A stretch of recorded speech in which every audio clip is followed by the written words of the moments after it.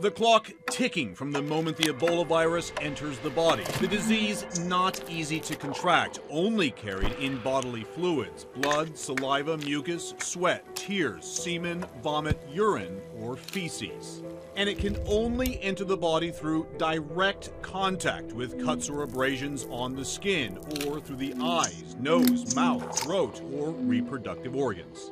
People can also get infected when eating meat from or coming in contact with contaminated animals.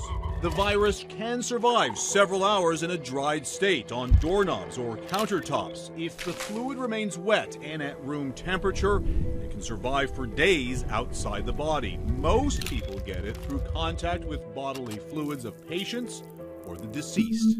But when is someone with Ebola actually contagious? The short answer: when they start to show symptoms. Those symptoms, though, can take from 2 to 21 days to kick in. In other words, a person could travel and interact with others for days, weeks, without passing on the virus. The average incubation period is 8 to 10 days.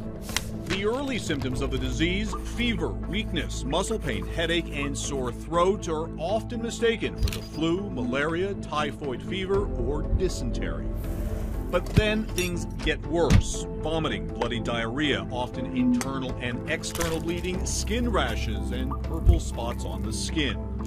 Once the symptoms set in, the person is contagious and has 6 to 16 days to either beat the virus or die.